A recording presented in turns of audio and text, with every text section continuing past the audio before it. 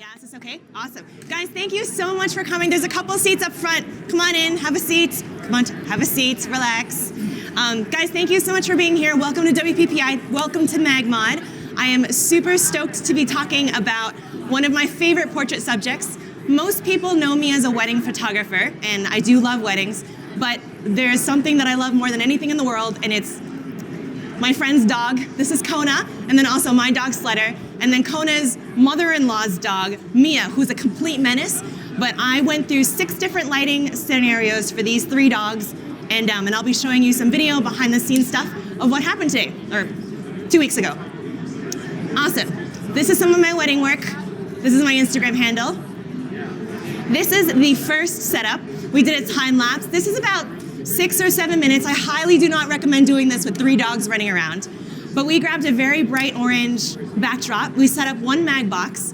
Typically, a mag box takes me about 45 seconds to set up, and it's something that I really love. It's something that I've never seen before in terms of setting up something so quickly and so easy. Some of my friends will know me as somebody who's pretty lazy. I don't like carrying things. I don't like doing things that take a long time. But gosh, this was just amazingly godsend. It's probably up most of the time that I'm doing any sort of studio work. This is in my mom's living room. It's very glamorous and glitzy.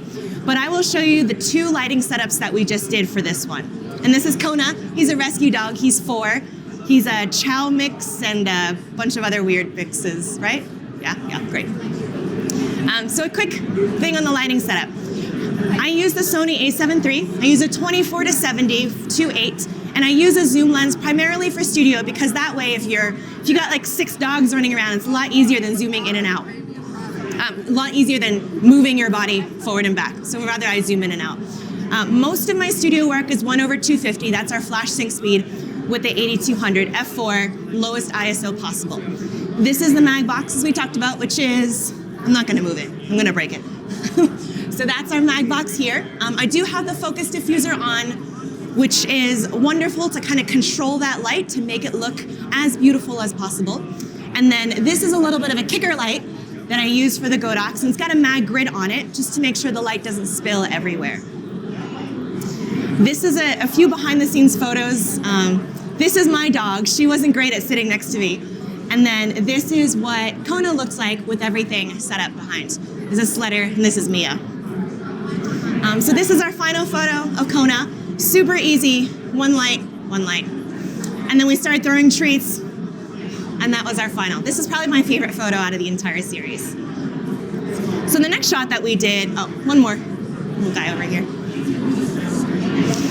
The next thing that we did was we just turned on these 2 kicker lights and did not have a main light whatsoever. Again, all this is extremely fast. You guys have seen how these work in terms of taking it off, taking it on. And it is just, I don't know, I feel really cool when I do it, especially on a very fast-paced day. It also is really therapeutic when you just go like this over and over again. I highly recommend it. Here, you can hold on to it.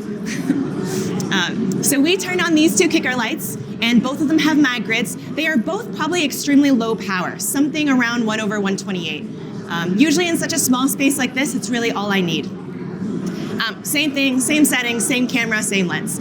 Again, we did all 6 shots in probably less than an hour, and as you can see in the video, there were 3 crazy maniac dogs running around. So theoretically, if you had 1 dog at a time like a normal functional person would, it would probably be a little bit less time. So this is a behind-the-scenes photo, kind of wide of everything. This spilled out a little bit, so we just adjusted it just a tiny bit to not get that spill. And then that's our final. We're really excited with that. All right, ready for the next dog? Yeah? So this is Sletter's shoot. This is me. Karen's taking photos. Karen's over there. Hi, Karen. We tried using a V-flat for one of them. She was a little bit better because she was a little bit calmer. She's also old. She's 11.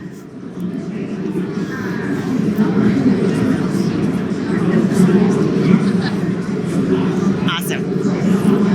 So this is our first shot, which is a white V-flat here just to bounce a little bit of light. She has a longer snout than Kona does, and she's also a little bit like scragglier because she's old. So we wanted to bounce a little bit more light into here. So light comes here, bounces back over here.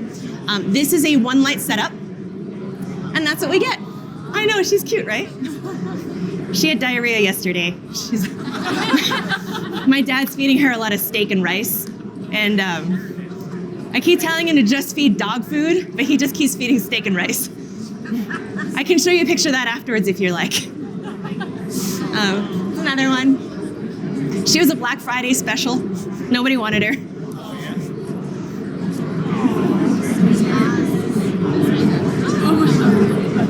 Okay, next one is that we tried to do a backlight, and then we also continued using this one without the V-flat on the bottom.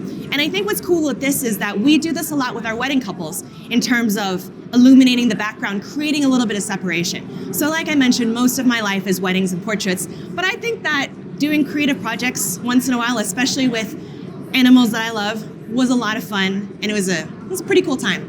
So this is what only the backlight looks like. And then once you throw in the front, you got like a little halo. She was pretty cranky by this time because this 11-year-old dog was dealing with a 6-month-old puppy and Kona, who was they were all nipping at her nose and stuff. If I had more time, I would love to have made this a little bit bigger, but I'm still happy with this. All right, last one. This is Mia.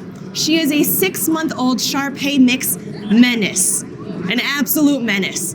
She was running around everywhere. She was it was crazy, but she's a cute dog. Again, I highly recommend one dog at a time.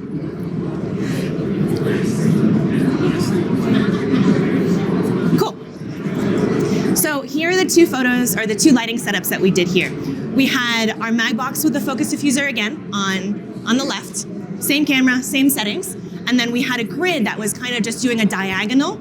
Diagonal is something that I really love because it gives a lot of dimension to your image.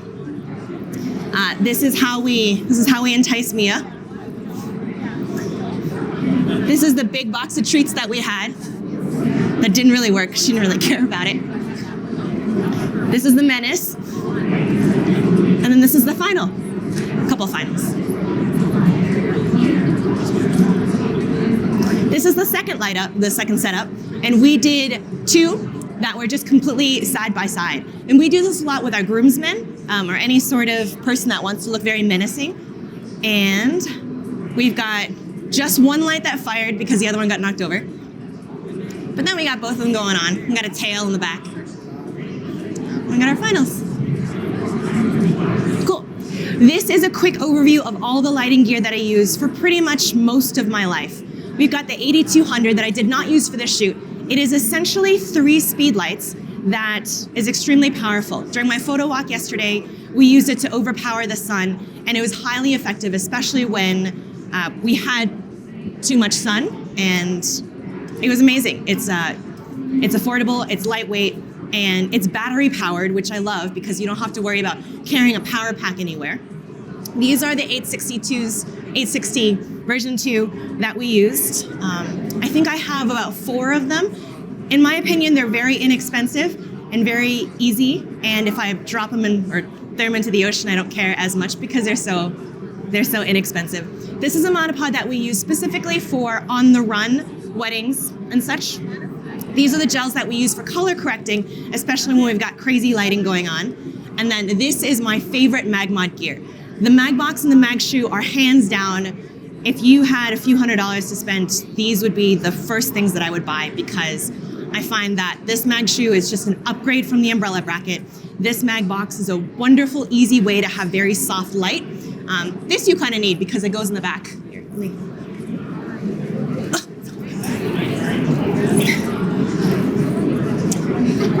This is not the right one. Oh, sorry, Amanda. But it's just the coolest thing ever. First of all, this is the mag shoe, and it's super easy to click, move up and down, and it's super easy to take off. This is the mag box. You click it, you take it off. You click it, you put it back on. Again, 45 seconds for the entire setup out of the bag with the light stand. You clip these guys open. You can either put 1 or 2 flashes in there. Sometimes when I need extra light, I'll put my 8200 as well as the 860, or sometimes just one flash, sometimes 2 flashes. So I am a very large fan. This is a larger light stand than I normally use. I have a little itty bitty one that I like to carry portably. But this is probably better for the wind. Sometimes I have my assistant just hold on to it. That's my assistant, that's Karen, she's great. And that's it. And that's my entire presentation. Thanks for being here. Sure. I did use the focus diffuser. So I used the thicker one. Yes. What's that? What were the backgrounds that you were using, the backdrops? Was that paper? Yep, they are Savage seamless paper. Okay. Is that the brand name? Yeah, Savage. They're actually here if you want to take a look. Okay, great. Yeah? Cool. Thanks, everybody. I appreciate you guys being here.